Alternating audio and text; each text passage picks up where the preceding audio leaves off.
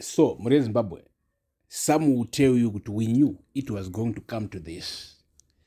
So muri Zimbabwe right now tine news dzasvika panews desk. Tiri kunzwa kuti ine recent meeting yakaitwa recently anga ari mafanis, pakataugwa mashoko ekuti munhu wese anga arimo waitoziva kutoti vakomana wakugadzika Chiwenga mudhishi ko ndeipi iri kuitika iyi.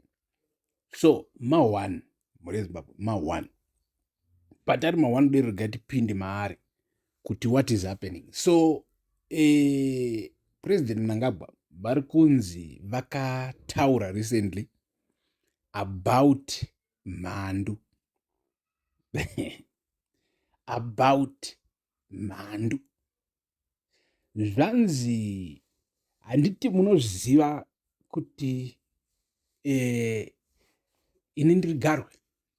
So chaitaugwa apapa vakatanga vachitaura nyaya yekuti ivo tine zvinhu zvakawanda muZimbabwe zvichichi mhuka dzakasiyana siyana dzinoonekwa nevanhu, ndobva vatanga kutaura kuti shumba chichichi, ndobva vazoti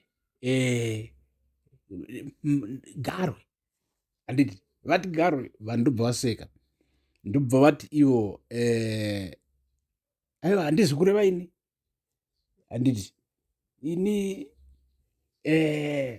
ndopa vakapinda manje munyaya yemhandu, ndopa vakapinda kanzi kuzodi kufamba kuita seGarwe, mhandu tiri kudziziva chichichi pasina time sezvinongoita ngwena munoivona vharo mhandu yadliwa yakarivara.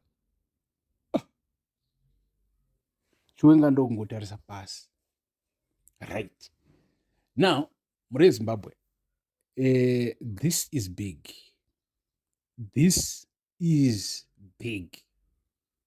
You don't understand, but you will understand because inini I understand. So all of this is not just one event, because kana ukataura nezve one event ka unenge usiri kutaura politics, unobatanidza. So muri Zimbabwe takakuudza isusu about the deep state, takakuudza isusu about a recent meeting yakashedzwa after Chiwenga againa massive support within deep state. Andi muri paona. So mukomana againa massive support, Mnangagwa wakamuita counter move ndokushedza meeting tikanzwa kuti pane ma incentives akaofewa chichi.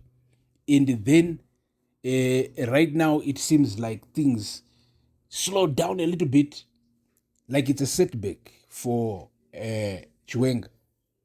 And so iri a setback, Mnangagwa manje wakubosta chakubosta chakufara kuti ndawina zvibodzwa, ndindakawina right now.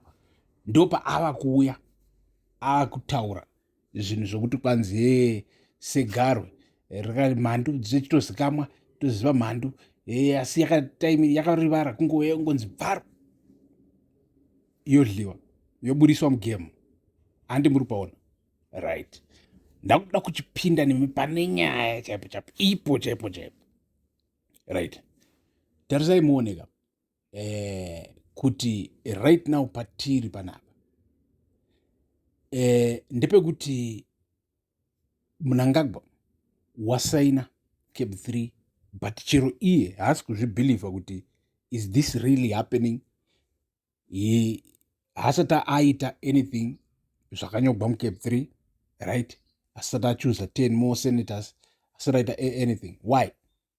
Because uri kuzviziva kuti right now akafokasa nekuimplementa Cap 3, asiri kuongorora mamoves ari kuitwa nema deep state, magenerals, maretired generals. Unokuvarira mahara because unozviziva izvozvo ndo zvaanoziva izvo kuti support haana, asi ari kushandisa mari. Do you understand chinhu chiri kuitika panapa? Mari is now the center, at the center. And let me tell you the problem with that method.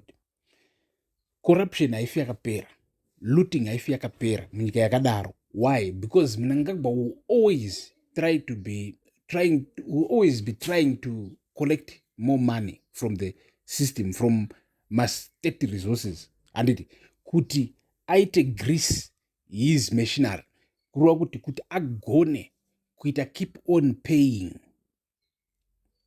vari kumuchengetera power.